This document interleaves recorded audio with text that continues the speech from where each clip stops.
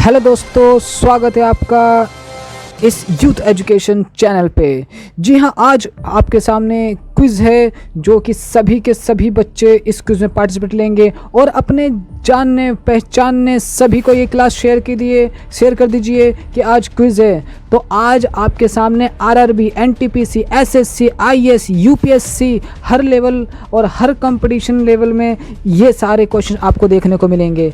तो जी हाँ, जुड़ जाइए, शेयर कर दीजिए, एकदम धुआं कर दीजिए।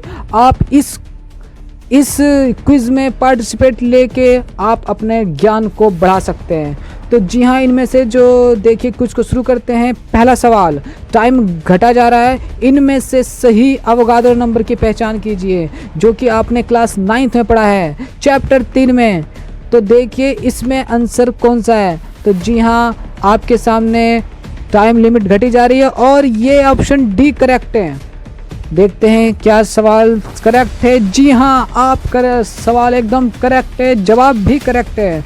तो एवोगाद्रो नंबर जो है वो कितना होता है? 6.022 14 12 9 गुने 10 की पावर 23। जी हाँ, एवोगाद्रो नंबर होता क्या है? देखिए इमेज दिखा देता हूँ एवोगाद्रो जी की। ये देखिए, ये एवोगाद्रो जी थे और एवोगाद्रो का पूरा नाम क्या था यह आप कमेंट्स में बताएंगे। ठीक है, आपके आरआरबी एनटीपीसी में ये सवाल पूछा गया है, कई बार पूछा गया ये सवाल, और हर एक कंपटीशन लेवल में कहीं ना कहीं ये सवाल देखने को ज़रूर मिलता है। तो बने रहिए हमारे साथ, बेहतरीन इसी तरह के सवालों से आपका परिचय होता रहेगा। और बेहतरीन सेशन को शेयर कीजिए और अपने साथी को बुलाइए और इस सेशन का आनंद उठाइए। तो इस सेशन को शेयर करने में ज़्यादा से ज़्यादा जोर लगा दीजिए साथियों। तो आपका अगला सवाल ये रहा स्क्रीन पर। एवोगाद्रो लॉ क्या कहता है? जी हाँ दोस्तों, एवोगाद्रो लॉ क्या कहता है? जो ऑप्शन ए है, equal mass of different gases contains an equal number of molecule, यानी कि इक्वल मास है, ठीक है, किसमें? कंटेनर में, और डिफरेंट गैसेस का और नंबर ऑफ मॉलिक्यूल इक्वल होंगे, यानी मास इक्वल होगा दो डिफरेंट गैसेस का। तो क्या नंबर ऑफ मॉलिक्यूल इक्वल होंगे? Option B, option C and option D. Answer क्या है? आंसर बताइए दोस्तों। ओ शिट, हम आंसर से थोड़ा सा चूक गए। कोई नहीं, इसने टाइम आउट अप कर दिया तो क्या हमें पता है। आप इस सवाल का जवाब सोचिए, ठीक है। Option B, equal temperature of different gases, यानी अगर किसी डिफरेंट गैसेस का टेम्परेचर इक्वल है तो क्या नंबर ऑफ मॉलिक्यूल इक्वल होंगे, हाँ या ना? ठीक है। ऑप्शन सी है, equal volume of different gases, यानी जो वॉल्यूम है अलग अलग गैसों का डिफरेंट, क्या मॉलिक्यूल्स जो हैं वो भी इक्वल होंगे, ठीक है, यानी वॉल्यूम डिफरेंट होगा, ठीक है, इक्वल वॉल्यूम होगा डिफरेंट गैसेस का, यानी दो अलग अलग डिफरेंट गैसेस होंगे किसी भी कंटेनर में, ठीक है, इक्वल वॉल्यूम होगा दोनों गैस का, ठीक है, पर दोनों गैस डिफरेंट होंगे, पर जो नंबर ऑफ मॉलिक्यूल होंगे क्या इक्वल होंगे? और ऑप्शन डी, यदि दो डिफरेंट गैस, यानी दो कंटेनर में दो डिफरेंट गैस है और दोनों पे इक्वल प्रेशर लग रहा है, तो क्या नंबर ऑफ मॉलिक्यूल इक्वल होंगे? आपका आंसर जो है वो आपका आंसर है, हम कौन सा कलर उठाएं? हम ब्लू उठा लेते हैं, ठीक है, ब्लू उठा लेते हैं। तो हमारा जो आंसर है वो है हमारा ऑप्शन सी करेक्ट है, ठीक है, क्योंकि एवोगाद्रो ने ये कहा था कि equal volume of different gases, यानी कि किसी भी डिफरेंट गैस को लो और दोनों का अगर वॉल्यूम इक्वल है तो उसके अंदर नंबर ऑफ मॉलिक्यूल्स वो भी इक्वल होंगे, ठीक है। ये आपका, अब हम नेक्स्ट क्वेश्चन की तरफ चलते हैं। जो नेक्स्ट क्वेश्चन चलेंगे उसका जवाब आपको देना है, ठीक है। आप फटाफट आंसर पढ़ लीजिएगा और मैं सीधा आपका क्या करूँगा, सीधा राइट आंसर पे क्लिक करूँगा और अपने अपने आंसर मैच कराना, ठीक है। आपका टाइम शुरू होता है अब। क्वेश्चन कहता है, स्मॉलेस्ट यूनिट ऑफ एटम, यानी किसी भी परमाणु का सूक्ष्मतम इकाई क्या है? प्रोटॉन है, न्यूट्रॉन है, इलेक्ट्रॉन है या न्यूक्लियस है? आपका सही जवाब क्या है? कमेंट्स में आप जवाब दीजिए। जी हाँ, सभी बच्चों के कमेंट्स आ रहे हैं और कमेंट्स में सही जवाब मुझे दिख रहा है और ये टाइम अप होने वाला है, जल्दी से जवाब दे दिए। और इसका सही आंसर इलेक्ट्रॉन है। कितने बच्चों का सही आंसर इलेक्ट्रॉन आया है? ठीक है, जिन जिनका इलेक्ट्रॉन आंसर आया है वो एकदम करेक्ट आंसर है। आगे चलते हैं हम। क्वेश्चन नंबर 4, मॉलिक्यूल किसका समूह होता है? जी हाँ, यानी मॉलिक्यूल यानी अणु। अणु किसका समूह होता है? तो जो अणु समूह होता है वो किसका होता है, यानी अणु किससे मिलके बने होते हैं? ठीक है, न्यूक्लियस, एटम, नाइट्रोजन या ऑक्सीजन से मिलके बने होते हैं मॉलिक्यूल। आपका सही जवाब क्या है? तो एकदम एब्सोल्यूट आंसर जो होगा वो होगा हमारा एटम, यानी मॉलिक्यूल जो है वो एटम्स का समूह होता है। एग्जाम्पल के लिए हमारा जो पानी है H2O है। पानी, ये कलर यहाँ पे सूट नहीं कर रहा है, ठीक है, हमारा कलर चेंज करना पड़ेगा, पीला लेते हैं। तो हमारा जो पानी है वो होता है H2O। तो इस H2O में एक हाइड्रोजन दिख रहा है, एक नहीं 2 हाइड्रोजन दिख रहे हैं और एक ऑक्सीजन दिख रहा है। तो देखिए ये हाइड्रोजन और ऑक्सीजन क्या हो गया? ये समूह हो गया। किसका? हाइड्रोजन भी एक एटम है, ठीक है, और ऑक्सीजन भी एक एटम है। तो 2 हाइड्रोजन और एक ऑक्सीजन मिलके क्या बनाया? पानी बनाया। तो क्या पता चला इससे ये पता चला कि जो मॉलिक्यूल है यानी अणु वो किसका समूह होता है? वो एटम्स यानी परमाणु, ठीक है, परमाणु का समूह होता है। ठीक है बच्चों, चलो अब अगला सवाल। आपके कंप्यूटर स्क्रीन पे मोबाइल स्क्रीन पे, जी हाँ मोबाइल स्क्रीन पे, जो बच्चे कंप्यूटर से देख रहे हैं उनके कंप्यूटर स्क्रीन पे अगला सवाल ये रहा आपके लिए साइंस का, एवोगाद्रो से संबंधित। ठीक है, देखिए जब तापमान बढ़ता है किसी भी गैस का, यानी किसी भी गैस का तापमान बढ़ाएंगे तो प्रेशर घटेगा, वॉल्यूम घटेगा या वॉल्यूम बढ़ेगा या इनमें से कोई नहीं, नॉन ऑफ दिस। ठीक है, यदि अगर हम किसी गैस का तापमान बढ़ाएंगे तो प्रेशर तो बिल्कुल नहीं घटने वाला, तो क्या होगा? वॉल्यूम ही बढ़ेगा। तो सही आंसर है वॉल्यूम बढ़ेगा। और ये हमारा आंसर एकदम सही आया। तालियां आपने लिए, तालियां।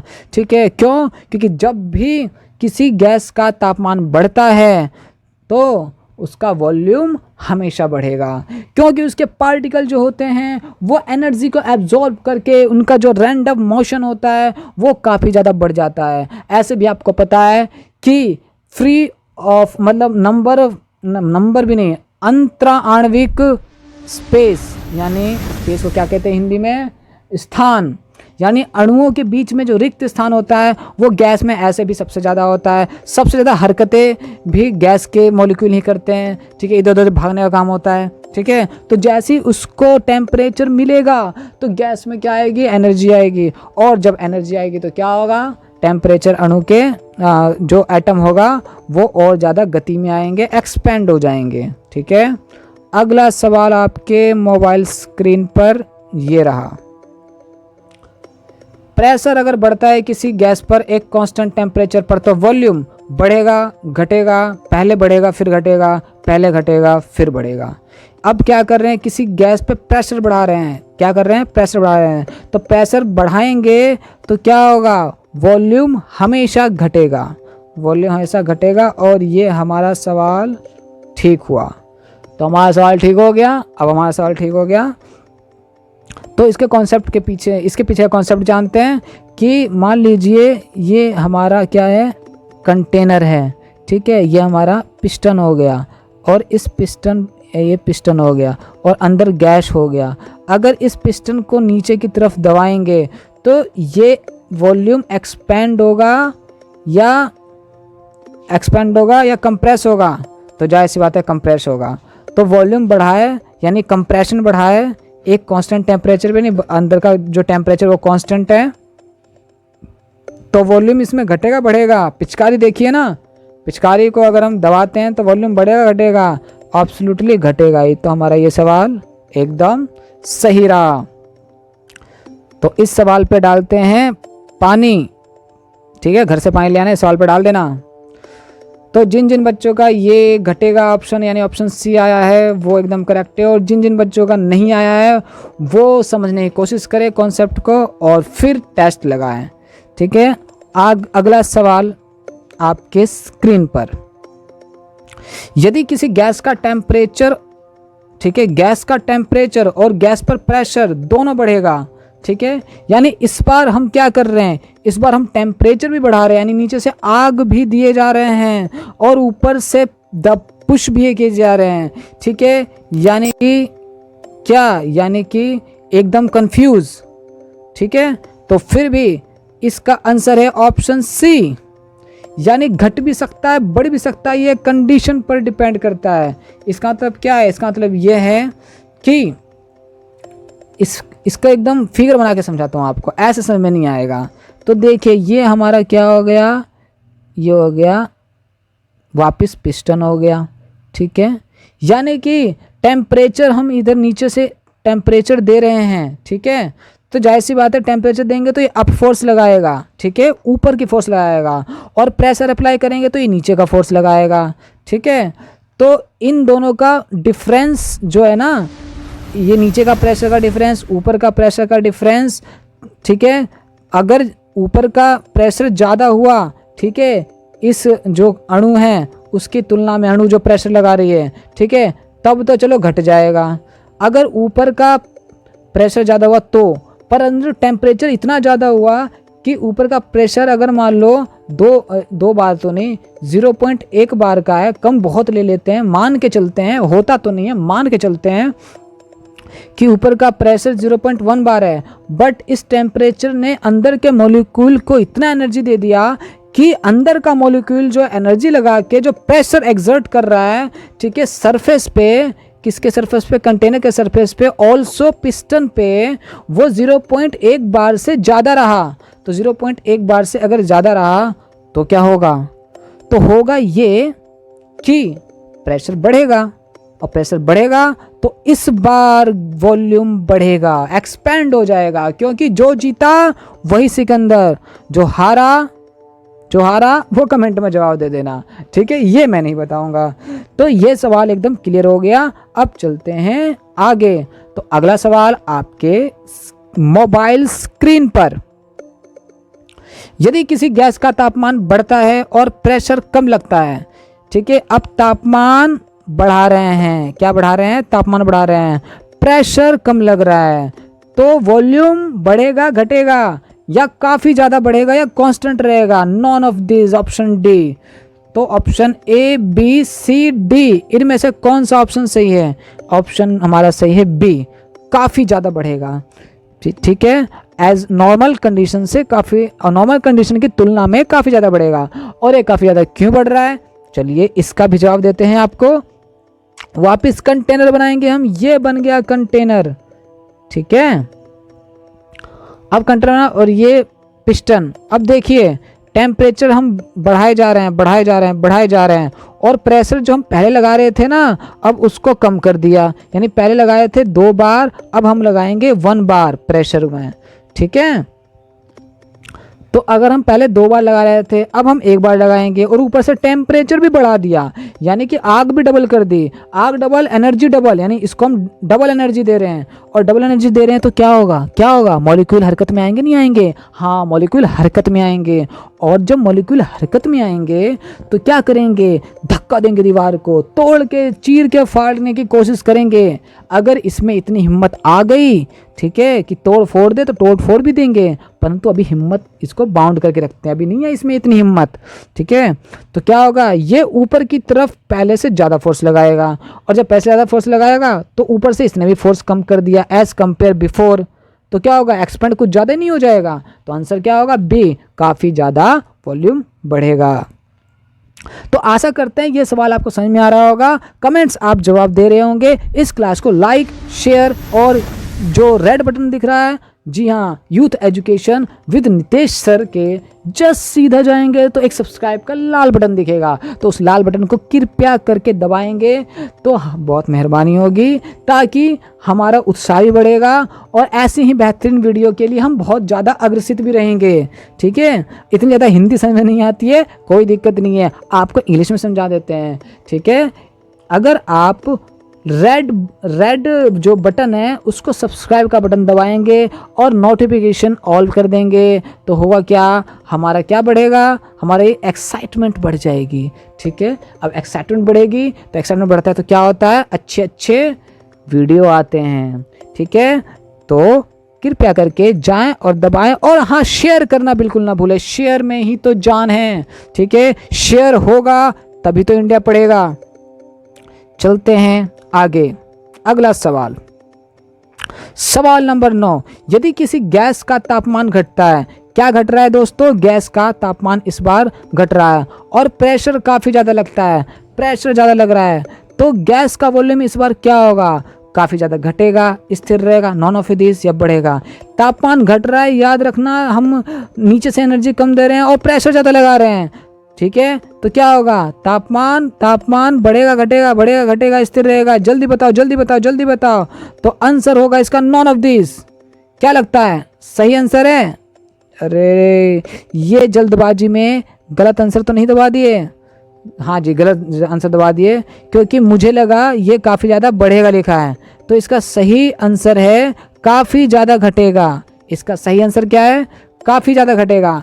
कारण क्या है, कारण ये है कि यदि किसी गैस का तापमान घटता है, ये देखिए गैस, ठीक है, वापस कंटेनर बढ़ा रहे हैं, देखिए क्या कर दिए, नीचे से तापमान कम कर दिए या और ऊपर से प्रेशर भी बढ़ा दिए, यानी जो प्रेशर अगर पहले 2 बार लगता था अब लगेगा 3 बार। ऊपर से प्रेशर ज़्यादा हो गया, ऊपर से प्रेशर ज़्यादा हो गया, और जो नीचे से टेम्परेचर था वो भी कम कर दिया। ठीक है, पहले की तुलना में, यानी जो ये अपवर्ड फोर्स लगा रहा था ये अब और कम लगाएगा, तो ये कुछ ज़्यादा ही नीचे वो दब नहीं जाएगा पिस्टन, क्योंकि पिस्टन के पास तो आ गई है पावर बूस्टर, और नीचे वाला भी कमज़ोर हो गया है, तो पिस्टन उसे दबाएगा, मार देगा, कुचल देगा, तो काफ़ी ज़्यादा घटेगा एज़ कम्पेयर बिफोर स्टैंडर्ड मतलब कांस्टेंट टेम्परेचर पे, एज़ कम्पेयर कांस्टेंट टेम्परेचर पे। ठीक है, तो अब ये आपको सवाल समझ में आ चुका है। ठीक है, इसलिए कहता है जल्दबाजी में कोई काम नहीं करना चाहिए और ऑप्शंस को अच्छे से खंगाल लेना चाहिए। ठीक है, तब आपको लगाना चाहिए। तो जो गलती मैंने करी वो आप ना करें। वैसे तो मुझे पता था, परंतु कंप्यूटर आपको एडिट करने का ऑप्शन देगा। ठीक है, सेव और लॉक करने के बाद तो बिल्कुल नहीं देगा, इसलिए कहते हैं सोच समझ के जवाब देना चाहिए। ठीक है, अब चलते हैं आगे। जब किसी सॉलिड का तापमान बढ़ेगा, किसका तापमान बढ़ा रहे हैं हम, सॉलिड का, एक कांस्टेंट टेम्परेचर और प्रेशर पे। ठीक है, ठीक है, तो वॉल्यूम बताइए, उस सॉलिड का वॉल्यूम बढ़ेगा घटेगा नहीं घटेगा। अगर हम बर्फ़ के नीचे आग लगा दे, ठीक है, आग लगा दे, तो पिघलने के बाद भी वो 0 डिग्री सेल्सियस ही रहेगा, पर उसका जो बॉन्डिंग है उसके अंदर क्या आ जाएगी, एनर्जी आ जाएगी, एनर्जी आ जाएगी, तो एक्सपेंड करेगा तो बढ़ेगा। ऑप्शन नंबर सी, वो बढ़ेगा। क्या आपका आंसर एकदम ठीक, एकदम परफेक्ट आंसर। जी हाँ, जिन बच्चों का ऑप्शन नंबर सी आया वो एकदम परफेक्ट है। तो ऑप्शन ए घटेगा, बी बढ़ेगा, C B none of this, C बढ़ेगा या डी स्थिर रहेगा, में से आंसर है हमारा बढ़ेगा। ठीक है, अगला सवाल, वो कौन से पहले साइंटिस्ट थे जिन्होंने मॉलिक्यूल एग्जिस्टेंस पर विचार दिया था, यानी कि उन्होंने आइडिया दिया था, सबसे पहले साइंटिस्ट, कि मॉलिक्यूल भी इस दुनिया में मौजूद हैं। Option A Volta, option B Dalton, option C Avogadro, option D Jacob Berzelius. सोचो क्या ऑप्शन होगा, कमेंट में जवाब दीजिए, सोचिए। जी हाँ, टाइम घटा जा रहा है, 6 5 4। तो इसका सही जवाब क्या होगा, एवोगाड्रो। इसका सही जवाब एवोगाड्रो, और ये सवाल बिल्कुल सही है, सवाल तो ठीक ही है, इसका जवाब एकदम परफेक्ट, एकदम सही है। जी हाँ, एवोगाड्रो ही वो पहले साइंटिस्ट थे जिन्होंने मॉलिक्यूल एग्जिस्टेंस पर विचार दिया था कि इस दुनिया में मॉलिक्यूल भी एग्जिस्ट करते हैं। तो एक तरह से मॉलिक्यूल्स की डिस्कवरी, यानी मॉलिक्यूल्स के बारे में खोज एवोगाड्रो ने ही की थी।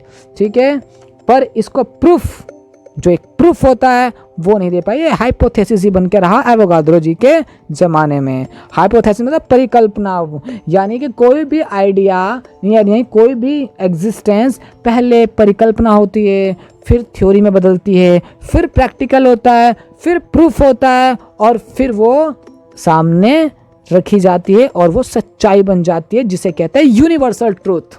ठीक है, साइंस की चीज़ें ट्रूथ होती है, शाश्वत सत्य होती है। तो अगला सवाल आपके कंप्यूटर स्क्रीन पर ये रहा। ठीक है, जॉन डाल्टन ने कौन सी थ्योरी दी थी? जी हाँ, पहला नॉन ऑफ दिस, पहले ही में नॉन ऑफ दिस, कोई दिक्कत नहीं है। बी स्थिर अनुपात का नियम। सी है हमारा लॉ ऑफ कंजर्वेशन। ठीक है, और डी है सभी पदार्थ एटम से बने होते हैं। समय बीता जा रहा है, टाइम बिल्कुल कम है, आपको टाइम लिमिट बहुत कम दी जा रही है जानबूझ के ताकि आपकी स्पीड बढ़े, और सही जवाब है सभी पदार्थ एटम से मिलकर बने होते हैं। और ये हमारा सवाल एकदम ठीक रहा। अगला चलते हैं। All atoms of an element, यानी जितने भी एटम्स होते हैं किसी भी एलिमेंट के, वो कैसे होते हैं? ठीक है, नॉन ऑफ दिस, इनमें से कोई नहीं, वाह पहले ही, कोई दिक्कत नहीं है।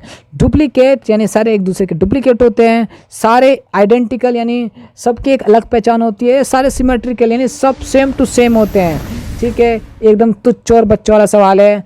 सबको पता है कि जितने भी एटम्स होते हैं वो आइडेंटिकल ही होते हैं हर एलिमेंट के। कारण क्या है? क्योंकि हर एलिमेंट की एक अलग पहचान होती है, उसके प्रोटॉन न्यूट्रॉन की वजह से और उसके पूरे एटॉमिक स्ट्रक्चर की वजह से। ठीक है, तो अगला सवाल ये आपके कंप्यूटर स्क्रीन पर। Atomic weight and atomic mass are same. सबसे सस्ता सवाल, क्या परमाणु भार, एटॉमिक वेट मतलब परमाणु भार, और परमाणु द्रव्यमान सेम होता है? ये वैसे सवाल हो गया है कि जो हमारा मास होता है यानी द्रव्यमान, और वेट होता है यानी भार, गुरुत्व आता है ना, ग्रेविटी टाइप का टाइप। ठीक है, उसी टाइप का कुछ सवाल हो गया है, गुरुत्वाकर्षण वाले कॉन्सेप्ट्स पे के जैसा सवाल हो गया है। पर कोई नहीं, इसमें भी आपको जीत हासिल करनी है। आपका सही सवाल क्या है? सही जवाब क्या है? आपका सही जवाब होना चाहिए 9। और ये आपका सवाल का जवाब एकदम करेक्ट रहा, 9। और ये आप विनर नहीं घोषित हुए हैं क्योंकि अभी जर्नी जारी है। ठीक है, तो अब अगला सवाल आपके कंप्यूटर स्क्रीन पर। एवोगाद्रो ने वाटर के लिए क्या नोटेशन दिया था? पहले एवोगाद्रो जी ने कुछ नोटेशन दिए थे, पर उस वक्त याद रखना किसकी कांस्टेंट प्रोपोर्शन, यानी कौन किस अनुपात में मिलता है, नहीं पता था। तो अगर नहीं पता था, अब हिंट दे दिया मैंने, अब बताओ कि उन्होंने क्या नोटेशन दिया था एवोगाद्रो जी ने। तो हिंट आपको मिल चुका है। आपके दिमाग की बत्ती जली या नहीं जली वो पता चलेगा आपके अंदर कितना करंट फ्लो हुआ। और आपका सही जवाब चलो मैं ही दे देता हूँ, या आप कमेंट्स कर रहे हो? मैं दूँ? कमेंट्स कर रहे हो? चलो ठीक है, मैं ही दे देता हूँ। जो सिंबल दिया था, आप सब सोच रहे होंगे H2O, पर बता दें कि H2O बिल्कुल नहीं, इसका आंसर HO है। जी हाँ, HO उन्होंने नोटेशन दिया था, क्योंकि उस वक्त H2O नहीं लिखा जाता था, क्योंकि H2O लिखने के लिए ये पता होना चाहिए कि कौन सा एलिमेंट किस प्रोपोर्शन में मिल रहा है। ठीक है, आगे चलते हैं। Law of combining gas volume किसने दिया था? ठीक है, यानी law of combining gas volume, यानी गैस वॉल्यूम किसने दिया था? ठीक है, यानी वही हो गया कि कौन सी गैस किस वॉल्यूम में मिलता है। यानी 2 वॉल्यूम ऑफ हाइड्रोजन लोगे और 1 वॉल्यूम ऑक्सीजन लोगे तो ही वाटर का निर्माण होगा। ये किसने कहा था? ये कहा था हमारे, जल्दी बताओ, मैं नहीं बताऊंगा, पहले आप बताओ। Option A Gay Lussac, option B Avogadro, option C Dalton, option D Berzelius. जी हाँ, इन सब के बारे में आपको पढ़ा चुका हूँ। अगर आपको जानना है अच्छे से तो मेरी साइंटिस्ट सीरीज़ के वीडियो देखें, उसमें आपको बहुत अच्छे से पता चलेगा। और एवोगाद्रो की तो खास कर, क्योंकि एवोगाद्रो पे ही डिपेंड है ये MCQ। तो आपका सही जवाब है, टाइम बीता जा रहा है, गै-लुसेक। ठीक है, जो गै-लुसेक थे उन्होंने law of combining gas volume दिया था।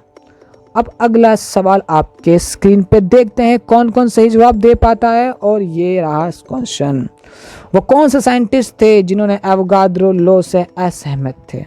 यानी उस वक्त भी साइंटिस्ट मौजूद हुआ करते थे जो एक दूसरे की थ्योरी को नकारते थे, और नकारते थे तो उनको नहीं मानते थे। क्यों? क्योंकि उस वक्त वो प्रचलित थे, ठीक है, और प्रूफ भी नहीं था। मेन बात है प्रूफ नहीं था, हाइपोथेसिस था ओनली। चलिए ऑप्शन ए है John Dalton and Jacob Berzelius. Dalton, James Watt या थॉमसन, ठीक है। कौन से साइंटिस्ट थे जिन्होंने नहीं माना, जिनको एकदम प्रूफ चाहिए था, प्रूफ ला तभी मानूंगा, वो थे ऑप्शन नंबर ए। क्या बच्चों सही है? और ये एकदम सही जवाब। आगे चलते हैं ऑप्शन नंबर 18 की तरफ। और जेम्स वॉट ने, इसमें 18 की तरफ जाने से पहले आपको बता दें कि आप, जी हाँ आप सभी बच्चे, आप सभी विद्यार्थी ये जवाब दीजिए कि जेम्स वॉट ने किसका आविष्कार किया था।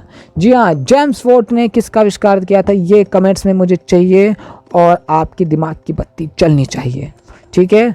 अगला सवाल आपके कंप्यूटर स्क्रीन पर, एवोगाड्रो लॉ को कब स्वीकार किया गया था। यानी जो एवोगाड्रो जी थे उनका लॉ दिया था, उन्होंने हाइपोथेसिस दिया था, परिकल्पना दी थी, तो वो परिकल्पना उनके मरने के पहले स्वीकार किया या मरने के बाद स्वीकार किया। चलो ऑप्शन की तरफ जाते हैं। तो ऑप्शन नंबर ए हमारा किशोरावस्था में, 18 साल की उम्र के आसपास के बच्चे को किशोरावस्था कहते हैं, जो वयस्क न हुए हों, ठीक है, 12 से 18 के बीच शायद किशोरावस्था कहते हैं। ऑप्शन नंबर बी बुढ़ापे में। ऑप्शन नंबर सी मरणोपरांत यानी मरने के बाद। ऑप्शन नंबर डी जवानी में, यानी जब वो जवान थे, एकदम जवान, ठीक है। भावनाओं पे मत बहो, आंसर दो, ठीक है। आंसर नंबर मैं दे देता हूँ, ये ऑप्शन नंबर हमारा सी एकदम करेक्ट है। यानी उनको जवानी, यानी जीते जी उनको बिल्कुल स्वीकार उनके लॉ को नहीं किया गया, मरने का इंतजार किया गया, ऐसी बात नहीं है। उनके लॉ का प्रूफ ही उनके मरने के बाद किया गया, तभी तो मानेंगे। और प्रूफ क्या मतलब, बाकी बंदे भी सहमत हुए तब जाके इनका लॉ को मान्यता दिया गया। ऑप्शन नंबर सी एकदम राइट आंसर, ठीक है। कमेंट्स में जिसके ऑप्शन नंबर सी दिख रहे हैं वो एकदम सही जा रहे हैं। ऐसे ही मेहनत करते रहो, लगे रहो, एकदम आपका भला होगा। अपने साथी को भी लाइए ताकि आपके साथियों का भला हो। चाहते नहीं हो competition बढ़ाओगे?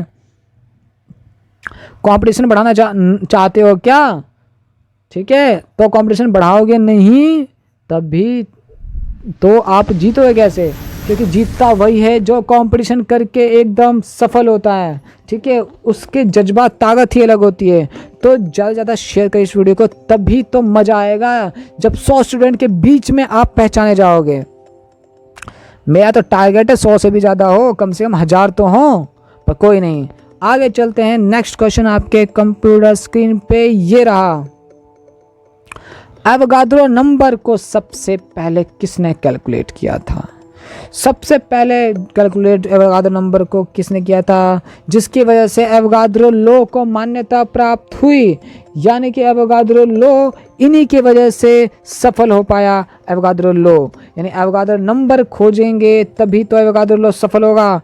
Option A Dalton, B Jean Baptiste Perrin, option number C Loschmidt, option number D Brownian. Time बीता जा रहा है, 5 4 3 और सही जवाब है हमारा जीन बैप्टिस्ट पेरिन, एकदम सही जवाब, ठीक है। आप एकदम बहुत अच्छे बच्चे हैं, सही जवाब दिए जा रहे हैं। जो गलत दे रहे हैं वो निराश ना हो, उनको सही जवाब यहाँ मिल रहा है। अब अगली बार वो एकदम सही देंगे, क्योंकि हर कोई पहली बार कहीं ना कहीं गलत हो जाता है, और जो गलत हो जाता है वही अगली बार सही करने की क्षमता रखता है, ठीक है। तो आगे आपका सवाल कंप्यूटर स्क्रीन पर ये रहा, जीन्स बैप्टिन, जी हाँ, जिसका जिक्र अभी किया था, पेरिन ने किस आधार पर एवोगाड्रो नंबर की गणना की थी? वो आधार कौन सा था जिस आधार पर एवोगाड्रो नंबर की गणना की थी? पास्कल्स लॉ, जिसे आप जानते होंगे, नहीं जानते होंगे तो क्या नाम है, ये आपको आने वाले वीडियो में बताया जाएगा। ब्राउनियन मोशन जो कि मैंने वीडियो बना चुका हूँ अवोगाद्रोस लॉज में, वहाँ पे आपको मिल जाएगा। Option number C law of mass conservation, option number D law of constant proportion. तो आंसर है ओहो, ये क्या बताने के चक्कर में ऑप्शन नहीं रह गया, कोई दिक्कत नहीं है, मेरा मेन मोटिव तो आपको बताना है। तो आपको सही जवाब दे देते हैं ब्राउनियन मोशन। जी हाँ, जो जीन बैप्टिस्ट पेरविन थे वो ब्राउनियन मोशन के आधार पे अवोगाद्रो नंबर की गणना की थी। और ब्राउनियन मोशन क्या होता है ये मैं आपको वीडियो में बता चुका हूँ। हाँ, तो मेरी प्रीवियस वीडियो देखें और ब्राउनियन मोशन के बारे में जानें और सबको बताएं। ठीक है, अब आप बोलेंगे आप यहाँ क्यों नहीं बता रहे, मैं इसलिए नहीं बता रहा हूँ क्योंकि आपको यहाँ पे सिर्फ कुछ चीज़ें ही मिल रही है, परंतु सारी चीज़ें आपको कब पता चलेगी, जब आप उसके बारे में जानोगे। जानने के लिए आपको वीडियो देखना पड़ेगा और वीडियो देखने के लिए आपको उस लिंक पे जाना पड़ेगा जो कि डिस्क्रिप्शन में मौजूद है। ठीक है, तो मेहनत करेंगे, ऐसी बात नहीं है कि वन लाइनर आप करोगे तो आप सफल हो जाओगे, क्योंकि वन लाइनर कुछ चीज़ें ही कवर करता है परंतु कॉन्सेप्ट आपकी सारी चीज़ें कवर करता है। तो कॉन्सेप्ट पे ध्यान दीजिए, वन लाइनर तो अपने आप ही क्लियर हो जाएगा। ठीक है, ये मत सोचिए कि इस चीज़ को मैं करूँगा और ये चीज़ आएगा ना, आप टॉपिक देखिए, उस टॉपिक से रिलेटेड सारी चीज़ें कवर कर लीजिए। ठीक है, आगे सवाल ये रहा आपकी कंप्यूटर स्क्रीन पे, परंतु बता दें आज सिर्फ 30 ही क्वेश्चन होंगे और अगला जो 30 क्वेश्चन होगा वो अगले वीडियो में आएगा और वो कल या परसों में अपलोड हो जाएगी। ठीक है, तो अगला सवाल आपके कंप्यूटर स्क्रीन पर, जीन पेरिन ने किस एलिमेंट पर एक्सपेरिमेंट किया था। जी हाँ, तो एवोगाद्रो नंबर खोजने के लिए जिस मॉलिक्यूल का उन्होंने इस्तेमाल किया, यानी जिस एलिमेंट का उन्होंने इस्तेमाल किया वो एलिमेंट कौन सा था। पहला अल्फा पार्टिकल जो कि चलन ही है अल्फा पार्टिकल का, B oxygen, C nitrogen, D helium. आपका सही जवाब बताइए, ऑप्शन नंबर क्या है। टाइम बीता जा रहा है और ये हार्ट बीट बढ़ती हुई, और आंसर है ऑक्सीजन। जी हाँ, ऑक्सीजन ही वो पार्टिकल है, पार्टिकल तो नहीं है, ये एटम है। ऑक्सीजन ही वो एटम है जिस पे जीन बैप्टिस्ट पेरिन ने क्या किया था, एक्सपेरिमेंट किया था। जी हाँ, तभी अवोगाद्रो कांस्टेंट आ पाया इस दुनिया में। अगला सवाल आपके कंप्यूटर स्क्रीन पर,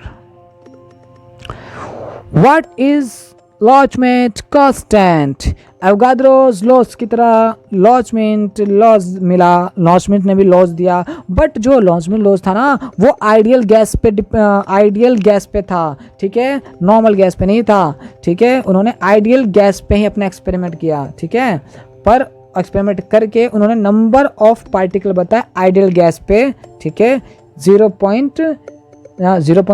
डिग्री सेल्सियस पे और 1 एटमॉस्फेरिक प्रेशर पे। लिख भी देता हूँ ताकि आपको याद रहे। ठीक है, 0 डिग्री सेल्सियस पे एंड 0 डिग्री सेल्सियस पे एंड 1 ATM यानी 1 एटमॉस्फेरिक प्रेशर पे क्या नाम है, इन्होंने लॉचमेंट कांस्टेंट निकाला। अब कोई नहीं, टाइम तो बीत ही चुका है पर कोई दिक्कत नहीं है। तो आपका जो सही आंसर है वो आंसर है, ठीक है, आइडियल गैस तो मैंने ऐसे ही बता दिया था। ठीक है, तो आंसर नंबर ए है, number of particle of an ideal gas. ठीक है, number of particle of ideal gas. तो लॉचमेंट कांस्टेंट क्या है कि आइडियल गैस में, यानी आइडियल गैस पर, यानी गैस को अगर आइडियल रखा जाता है तो उसमें नंबर ऑफ पार्टिकल कितने हैं और लॉचमेंट कांस्टेंट भी है। ठीक है, और उस पर पार्टिकल गिने भी गए हैं। ठीक है, वो आपको बाद में बताया जाएगा। तो आंसर आपका क्या है, number of particle of an ideal gas, option number A. अब what is value of Loschmidt constant, जैसा कि मैंने बताया था कि कांस्टेंट है, इसकी वैल्यू भी है। ठीक है, तो आंसर इसका क्या है, ए, बी, सी या डी। आपका सही उत्तर क्या है, ए, बी, सी या डी। ये बता दूं, लॉचमेंट कांस्टेंट जो मेज़र किया गया था वो पर क्यूबिक मीटर पे मेज़र किया था, पर क्यूबिक मीटर। अब पर क्यूबिक मीटर क्या है, 1 मीटर की लेंथ लो, 1 मीटर की ब्रेथ लो, 1 मीटर की हाइट लो। ठीक है, और इसका क्यूब बनाओ ठीक है, इसका एक क्यूब बना तो वो, और उसके अंदर जो कुछ भरोगे ना तो वो होता है 1 क्यूबिक मीटर। तो सही जवाब क्या है? 2.6866774, 2.6866774, ये है आपका आंसर नंबर ए। 2.6866774 इंटू 10 की पावर 25 इतने पार्टिकल मौजूद होते हैं। कितने डिग्री सेल्सियस पर? 0 डिग्री सेल्सियस पर और 1 एटमॉस्फेरिक प्रेशर पर, ठीक है, एटमॉस्फेरिक प्रेशर पर, ठीक है। अब एटमॉस्फेरिक प्रेशर, बार, ये सारे यूनिट होते हैं, ठीक है, परंतु एटमॉस्फेरिक प्रेशर की ऐसा यूनिट क्या है ये आप मुझे कमेंट्स में बताएंगे। एटमॉस्फेरिक प्रेशर की ऐसा यूनिट क्या है ये आप मुझे बताएंगे, ठीक है। अगला क्वेश्चन आपके कंप्यूटर स्क्रीन पर, लॉजिकल कॉन्सेप्ट के लिए कौन सी कंडीशन रखी गई थी? जो हाँ पिछले वाले क्वेश्चन में बताया था, अगर आपकी याददाश्त तेज है, आप 2 मिनट में नहीं भूलते, अगर आप गजनी नहीं हैं तो आप इसका जवाब एकदम सटीक देंगे। देखते हैं कितने बच्चे गजनी नहीं हैं। जी हाँ, कितने बच्चे गजनी नहीं हैं। Option number A, B, C या डी? जी हाँ, option number A, B, C या D? Option number A, B, C या डी? ये क्या आपके ए बी सी डी करने के चक्कर में ऑप्शन ही सारे गुड़ गए? कोई नहीं, इसका सही जवाब है ऑप्शन नंबर ए, पर cubic metre 0 degree at 0 degree Celsius and 1 atmospheric pressure, ठीक है। ये रहा आपका सही जवाब, ठीक है, ये आपका एकदम करेक्ट जवाब है, ठीक है। बात है समझ में यार, ये चेंज करे थोड़ा पेन, ये भी सही नहीं चल रहा, ग्रीन चला है, हाँ ग्रीन सही है, ठीक है। ऑप्शन नंबर ए एकदम करेक्ट आंसर है, ठीक है। लॉचमिन कांस्टेंट यानी लॉचमिन से संबंधित आपके सारे सवालों को जवाब दे दिया। अगर आपके किसी भी कंपटीशन एग्जाम में ये आता है, एवोगाड्रो और लॉचमिन आपस में कोरिलेट हैं, ठीक है, और आपसे यह आता है आपके कॉम्पिटिटिव एग्जाम में, तो आपकी एक भी कोना नहीं छूटा जो कि मैंने कवर ना कराया हो, जो कि इम्पोर्टेंट ना हो एवोगाड्रो और लॉचमिन से संबंधित, ठीक है। आपको जल्दी इस टाइप का सवाल करने को मिलेगा नहीं और जल्दी आपके सामने आएगा नहीं, पर आ गया तो याद रखना आंसर यही होगा। अगला सवाल आपके कंप्यूटर स्क्रीन पर,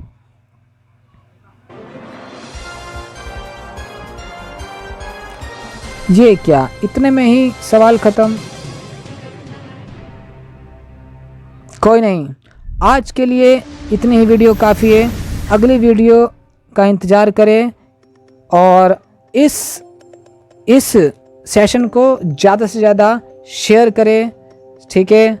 और जो 19 क्वेश्चन मैंने किया है, उस 19 क्वेश्चन के बाद आगे 65 क्वेश्चन तो टोटल हैं, ठीक है, ठीक है। 65 में से 20 गए, कितने बचे? 65 में से 20 गए, 45 बचे, ठीक है, यानी 46 क्वेश्चन, यानी 46 क्वेश्चन आगे हैं, ठीक है। तो धीरे धीरे करके आपके माइंड को अच्छे से कॉम्पिटिटिव एग्ज़ाम के लिए तैयार करना और तैयार करके आपका एक एक सवाल सही जाना चाहिए, इस टाइप से आपको बताया जाएगा, ठीक है। तो आगे जो क्वेश्चन आएंगे वो और भी इंटरेस्टिंग है, बहुत क्या नाम है, वैल्यूएबल क्वेश्चन है। शुरुआत में जो क्वेश्चन है ये थोड़े से टफ थे, परंतु आगे जो है रिलेवेंट क्वेश्चन आएंगे, और टफ भी कहाँ थे, इनके बारे में बस आपने सुना नहीं था थोड़ा सा, ठीक है। परंतु निराश न होए, आपको ये भी आ गए और आने वाले क्वेश्चन में भी बहुत अच्छे से आएगा, ठीक है। तो विदा लेते हैं, इसको सेशन को शेयर ज़रूर कर दीजिएगा, क्योंकि शेयर करेंगे तभी बाकी बच्चों तक ज्ञान पहुंचेगा, और ज्ञान बांटने से बढ़ता है, ठीक है। साथ खाने से प्यार बढ़ता है और साथ बांटने से ज्ञान बढ़ता है। इसी के साथ हम अलविदा नहीं, इसी के साथ हम विदा लेंगे। फिर मिलेंगे इसी चैनल पर, इसी टाइम का तो पता नहीं, पर किसी न किसी टाइम ज़रूर मिलेंगे। शुक्रिया, tata, bye bye, see you.